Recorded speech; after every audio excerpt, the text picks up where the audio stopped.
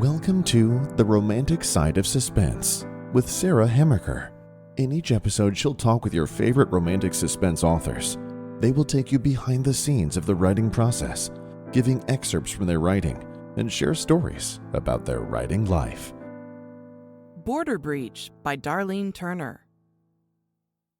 When drugs are smuggled across the border, it's their duty to stop the culprits at any cost. Forming a joint task force, Canada Border Officer Kaylin Poirier and Police Constable Hudson Steeves have one objective: take down a drug smuggling ring trying to sell a new lethal product. But when the smugglers come after Kaylin and Hudson, this mission becomes more than just a job. Can they live long enough to solve the case? Hi, and welcome to this episode of The Romantic Side of Suspense. I'm your host, Sarah Hemmerker, and I'm so glad you joined me. Today I'm talking with Darlene L. Turner. She's an award-winning author, and she lives in Ontario, Canada, which I always think is fun. Love Canada. And we are going to talk about her newest book, Border Breach, and also romantic suspense writing. So welcome to my show, Darlene. Thank you so much for having me. It's great to be here. Now, Border Breach is your first romantic suspense. Is it your first book? No, it's my first printed book. I've read 2 books previous to this. Yeah. Okay, so it's your first book out in the world. That is right. How does it feel? First baby that made out in the world. Oh, it's exciting and scary, all wrapped up in one. Yes, but it's been amazing. Yes. So why romantic suspense? Why did you pick that genre? Well, you know what? Ever since I was a little girl, I loved mysteries. Whether it was a Nancy Drew book, a game of Clue, or Charlie's Angels, I always wanted to be a cop. Well, little did I know back then that cops don't run around in high heels. Darn it! Yeah. Since I love to read Nancy Drew, I started writing my own version called the Mindy Dobson series. Oh, wow. And, I wish I would have kept them because it would have been so fun to go back and read it. Well, maybe not. No, I'm going to stop you right there and say I made the mistake of keeping some of my teenage writings, and my kids found it one day. I don't even remember. I guess my mom sent me this box, and I had it. Oh, my goodness. They were laughing so hard. But they were also like, why did you stop it? Because I would write, you had to handwrite things back in the day. Yeah, exactly. And, and they were like, well, why didn't you finish? I'm like, I probably got tired. My hand got tired. I don't know. But so they're, and I keep thinking I should just take that notebook and just, burn it. But I haven't yet. That's hilarious. But, yes, so be grateful that you didn't because they do kind of come back and, yeah. Can make you cringe. Yeah, I'm sure, yeah. Well, this is what started my love of trying to figure out the mystery. And that's why I love romantic suspense genre. Yeah, and it's, obviously I do too, because I like to write as well, because I love to read it, and I had all the Nancy Drew books. I had the ones from, the 1930s, like the originals.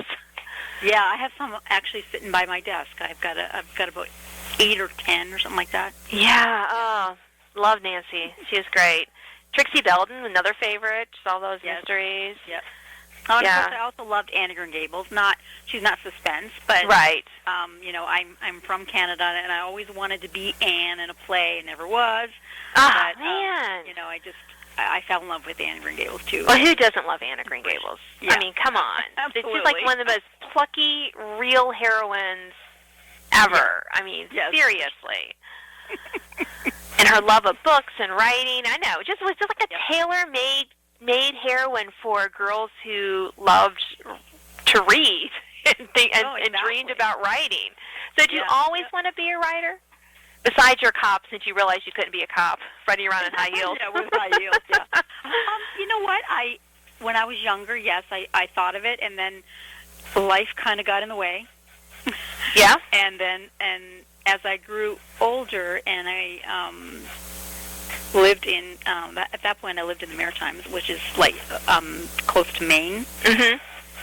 And I started taking a creative writing course. And in that creative writing course, we had to do a short story. Well, my short story began to be a long story. So I ended it with, if you want to know what happens, you have to wait for the book. Oh, so that was funny. actually my very first book. Ah. At that point, it was called Amber Dreams, and then the title progressively changed to Tangled Memories, and it actually was up for a Genesis Award 3 times. It never won. That one never won. But that's kind of so I started when I was younger, then took put my pen down for quite a few years. Things happened, and then I picked my pen back up, and that's kind of where it started again. So. Oh, great! I love seeing how people came to writing almost as much as I love hearing about how people met their spouses. Yes. Oh, yeah, for sure. That's the question my husband and I always ask when we have people over, like, so how did you two meet? Because I love hearing those stories. It's just so much fun. Of course, the writer in me is going, huh. Oh, I know, right? Right, I know, because, true life is nothing like the books, as we all know this. But, sometimes they have these neatest stories of how people met. I'm thinking, sometimes I think, if I wrote that as their meet cute, as they say in Hallmark movies speak, nobody would believe me. They would say, no, can't possibly happen like that. Well, it's not realistic. I've got one for you. Okay. My husband and I met at turtle races. Turtle races? Oh, my God. I love that. That is great. He was actually, it was his first night singing in a country gospel group, and my friend invited me because she wanted us to meet, and yeah, I was at the turtle races. Oh, is that like a Canadian thing? Like you race turtles? I don't know. That's a very good question. They probably do it in Texas or something, Maybe, yeah. Oregon, where wherever turtles live. I don't know where they live. So, that's great. Yeah. Well, my husband and I met at a conference, which is almost as weird because everyone goes to conferences, but nobody ever thinks they'll meet their spouse at a conference.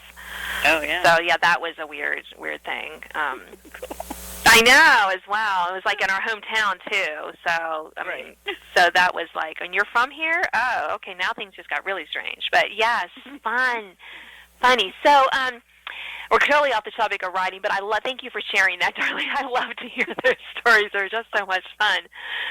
So let's talk about, we're kind of loosely talking about inspiration for our plot. So where do you get your inspiration? Is there things that you read or interested in, or? Sometimes I like watching scenes in movies and TV spark an idea. I won't copy the story, of course but not.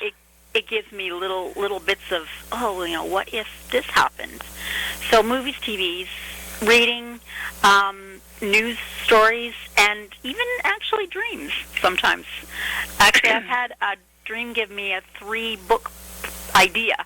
I haven't written it yet, but yeah. So sometimes, if I have a funny dream that sparks something, I'll wake up. I've got a notepad by my bed. A smart woman.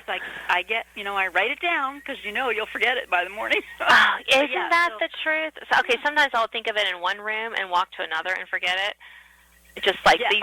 Yeah, absolutely. We're recording this in May. I'll just say that to my listeners. Even without the coronavirus added craziness, I would do that. Just way too much on my mind sometimes. Yeah, that's basically where I get my thoughts from. Yeah, I love getting it from, a couple of mine I've gotten from, news articles. Yes. And then go, well, what if that happened? But that what if part of it. And because I love taking the news and twisting it. And sometimes it's just ideas I've had, and, it's just kind of fun to craft them into a suspense narrative. Mm-hmm. So do you find it difficult to write suspense with your romance? Do you find it a good balance? I find sometimes it can be a challenge because you got to have a mix. And for the romance part of it, you can't have it happen too fast. Right. But yet you've got to show that there is some interest there and then mix the suspense in with it. Yes. So it's kind of 50-50 type of thing. But yeah, it can be a challenge, but it's fun because I like to, have them somewhat come together and then I don't know, have someone get shot in there. Right. Maybe not shot, but okay, maybe they're being chased by someone instead. Well, you have your hero and your heroine almost about to kiss, and, there's an explosion behind them. I mean, it happens. It happens. Come on, Day, not my quiet life, but surely somebody's life it happens. yeah, exactly. Yeah, so, and I noticed that you'd like to talk about how you research ways to kill someone for your books. Yes, I love this question because sometimes I wonder if the FBI or the police are listening in or watching what we Google and different ways to kill people. I know, isn't that the truth? Yeah, I brainstorm with other authors. Mm-hmm. I have one writer friend who actually has a list of different ways to kill people. Oh, that's very handy. You might have to send that to me. Will you share? Yeah, I'll have to get it from her. Maybe I will share. Yeah. I look through books of things like poisons that I have, forensic books. So, yeah, my husband sometimes gets worried when he sees me researching, like, poison. And Yes, and about the Google searches, I'm like, sometimes I think, well, should I just search on, like, the dark web or someplace that's not? But then I'm like, the cat's out of the bag, people. I'm a writer. Yeah. What's funny, I Googled, I can't remember now what it was, but I Googled something, and the answer came up, and this is no word of a lie, answer came up, if you did that, you would be in jail. I forget now what it was. Yeah, you're like, yes, I know. I need someone in jail. Oh, my goodness, that is so funny. Let's click out of that real fast. That is funny. Oh, my goodness. Well, yeah. But, of course, if you needed someone in jail, you knew what would land them in jail. Yeah, exactly. So, have you ever killed off someone in your book that you regretted? Not so far. No, just started writing, so... To give you time? You asked me that in a few years. Yeah. But no, I can't say that I have. Yeah, I've done it once or twice, but I'm like, I was like apologizing to the character. I'm sorry, but you have to die. Yeah. Okay, well, maybe there was one in Border Breach that died that I kind of feel sad that he died. But yeah, I know. I mean, but there has to be some mayhem and destruction in our books, or they won't really have the suspense part. Exactly. So how do you connect with your characters then? I mean, my characters talk to me, of course, because I'm a writer. But how do you connect with them? Do you do like character profiles? How do you kind of? Well, that's funny that you say you talk to your characters, because when I was little, I had, you have your imaginary. Mm-hmm. Well, they're now called characters.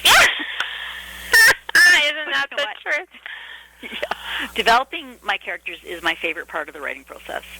So first what I do is I pick a name, and sometimes I'll look through like baby names, or sometimes I'll go out on Facebook and say, okay, I need a name, a guy and a girl name, go.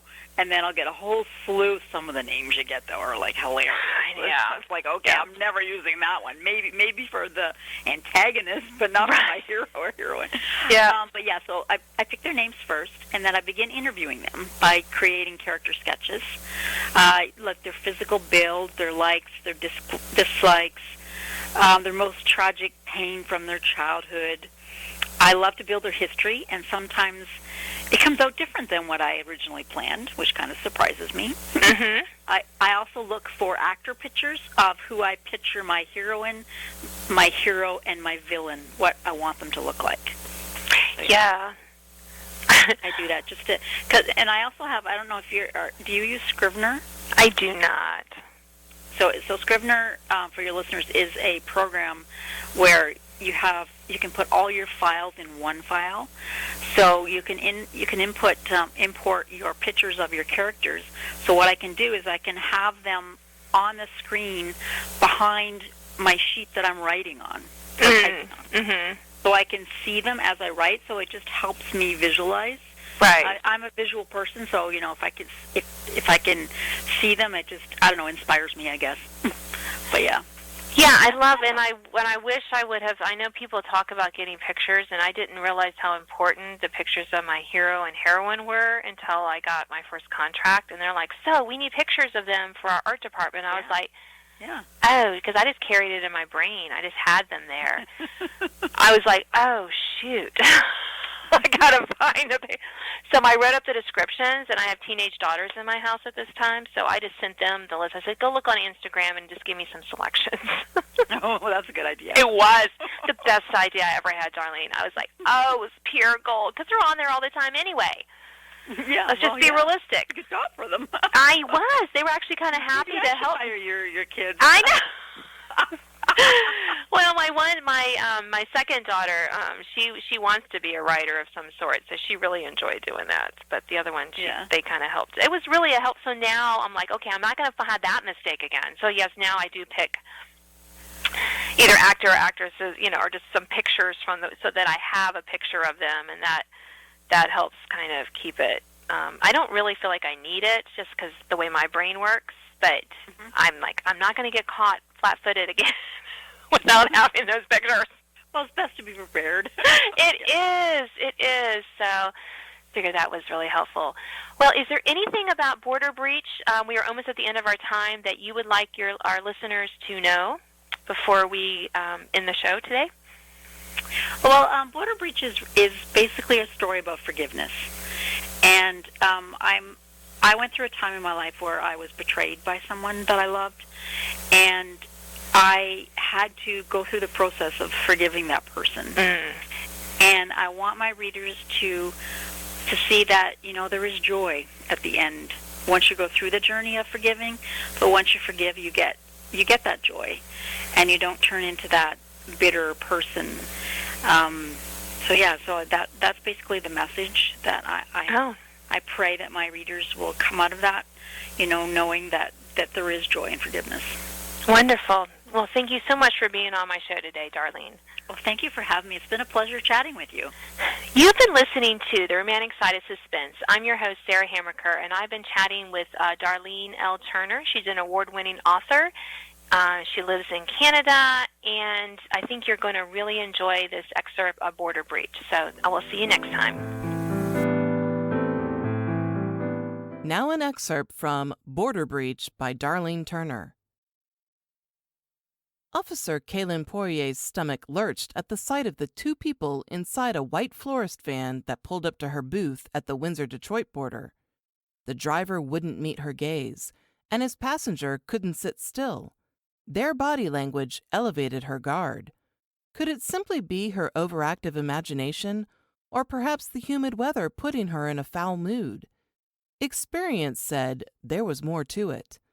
This was her job, to protect the border and catch criminals illegally importing goods into Canada, whether it be drugs, weapons, or immigrants. Today was no different.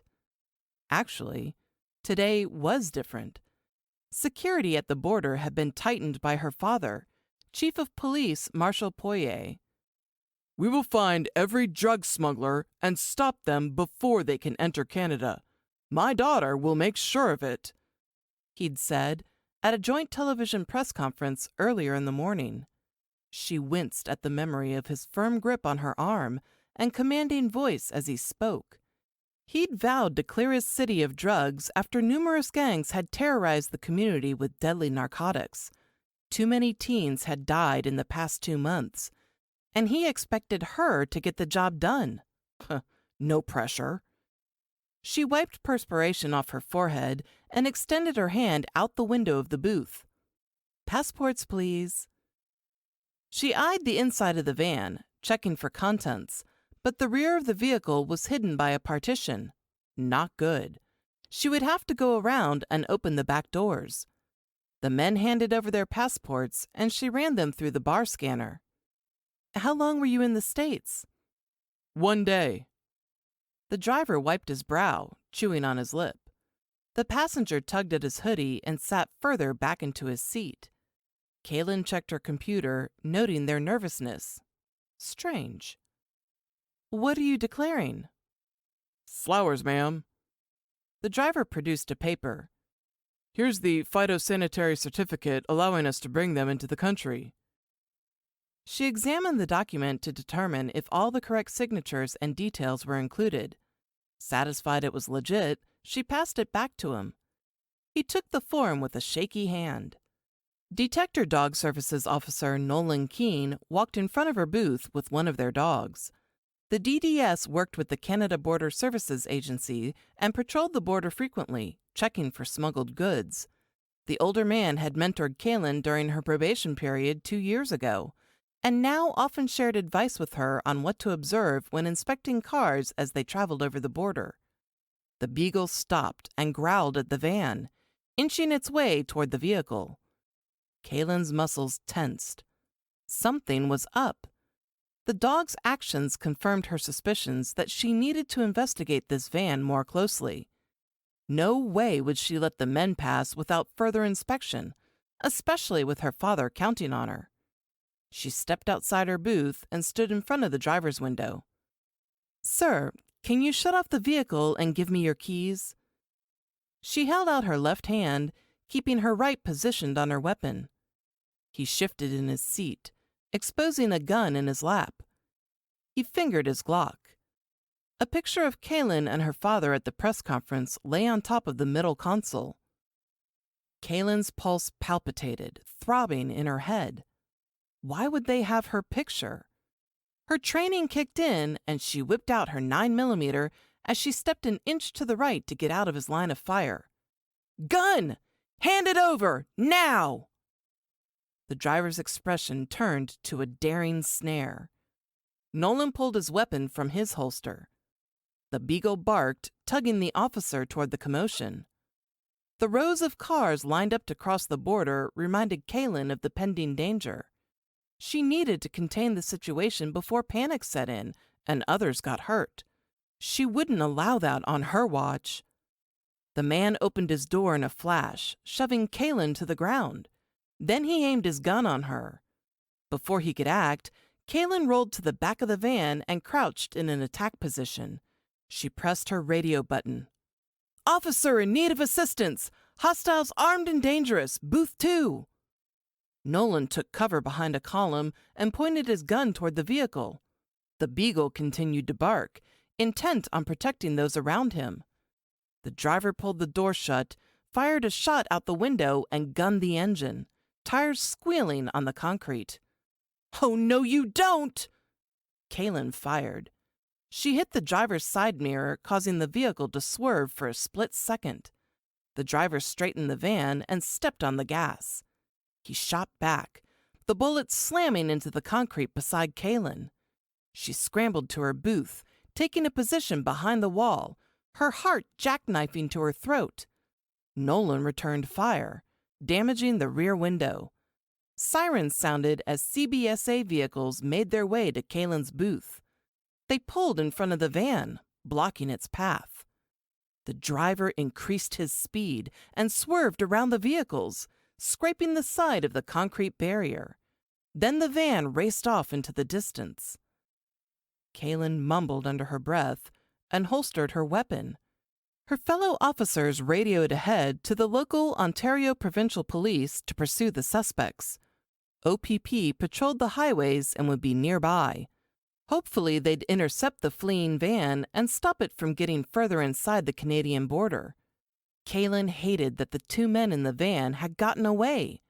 Not a good start to tightening security at her border. Other CBSA officers directed the bottleneck of cars to the remaining booths. They needed to keep them moving. Nolan approached Kaylin with the dog. "You okay?" She brushed gravel off her uniform. Perturbed, they escaped.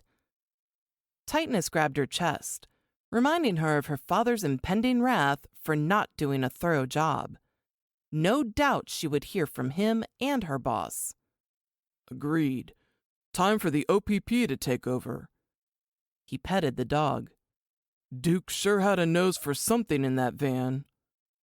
"Good boy." She rubbed the beagle's head. I wonder what they were smuggling. And what was their intent with her? Duke barked. Nolan ruffled the dog's ears. Let's hope we catch them and find out. Kaylin's radio crackled. Officer Poirier, this is dispatch, the female said. Be advised, the police are en route to your location to discuss the incident. She stiffened. Great. Now she had to report to the police on the situation. The last time she had to work with them did not go well. A police cruiser pulled up at her booth and an officer stepped out. Kaylin sucked in a breath. Not him again. Thanks for listening to The Romantic Side of Suspense with Sarah Hammerker. If you enjoyed this episode, please leave a review. You can sign up to receive notifications of upcoming podcasts and listen to previous editions at sarahhammerkerfiction.com.